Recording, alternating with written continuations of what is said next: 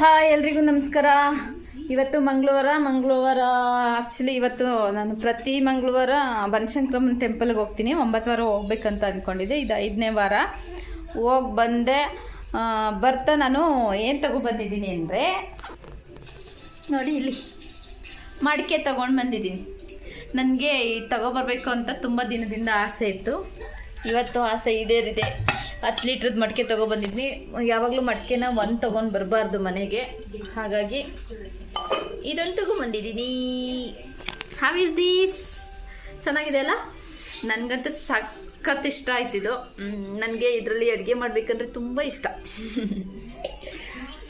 ಚಿಕ್ಕವಳಿದ್ದಾಗ ನಮ್ಮ ಅಮ್ಮ ನಮ್ಮ ಅಜ್ಜಿ ಎಲ್ಲ ಮಾಡ್ತಿದ್ರು, ನಾನು ಮಾಡಿದ್ದೀನಿ. ಅಂದರೆ ಮಾಡೋದು ಜಾಸ್ತಿ ನೋಡಿದ್ದೀನಿ. ಮಡಿಕೆನಲ್ಲಿ ಮುದ್ದೆ ಮಾಡಿದ್ದುಂಟು, ನನಗೆ ಅದು ನೆನಪಿದೆ.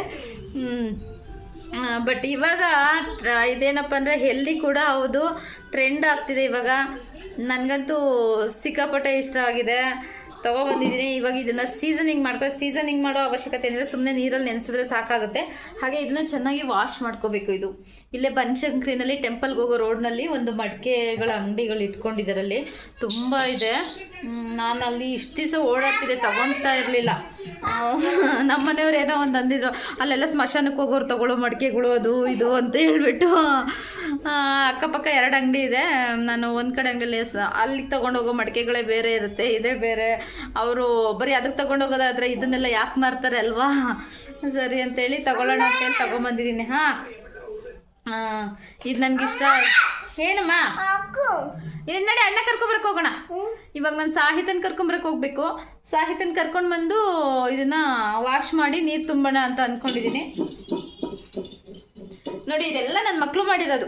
ಇದೆಲ್ಲ ಪಜಿತಿ ನನ್ನ ಮಕ್ಕಳು ಮಾಡಿರೋದೆ. ಎಲ್ಲ ಕಿತ್ತಾಕಿದ್ದಾರೆ, ಗೋಡೆ ಎಲ್ಲದ್ರ ಮೇಲೆ ಎಲ್ಲೆಲ್ಲಿ ಗೀಚಿದ್ದಾರೆ ನೋಡ್ರಿ. ಅದೇನು ಕಡಿಮೆ ಕಾಣಿಸ್ತಿದ್ಯಾ? ಬರೀ ಇಂಥದೇ ಕೆಲಸಗಳು ಮಾಡೋದು. ತರಲೆಗಳಂದ್ರೆ ತರಲೆಗಳು, ತುಂಟು ನನ್ನ ಮಕ್ಕಳು.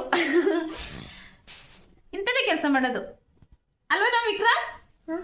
ಅಂಥದ್ದು ಕೆಲಸ ಮಾಡೋದಲ್ವಾ? ಯಾರದು ಗೋಡೆ ಎಲ್ಲ ಯಾರು ಕಿತ್ತಿರೋದಲ್ಲಿ? ಯಾರು ಗೋಡೆ ಯಾರು ಕಿತ್ತಿದ್ದೇಳು?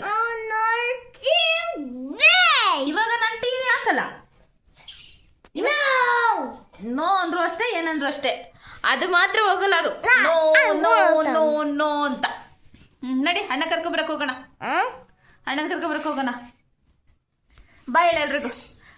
ಬಾಯ್ ಬಾಯ್ ಬಾಯ್ ಎವ್ರಿವನ್.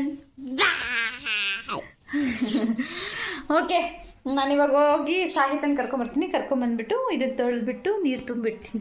ನನಗೆ ಅದ್ರಲ್ಲಿ ನೀರು ಕುಡಿಬೇಕು ಅಂತ ಭಾಳ ಇಷ್ಟ. ಫ್ರಿಜ್ ನೀರು ಕುಡಿಲೇಬಾರ್ದಂತ ಡಿಸೈಡ್ ಮಾಡ್ಕೊಬಿಟ್ಟಿದ್ದೀನಿ. ಫ್ರಿಜ್ಜಲ್ಲಿ ವಾಟರ್ ಬಾಟ್ಲು ಕೂಡ ಇಡ್ತಾ ಇಲ್ಲ.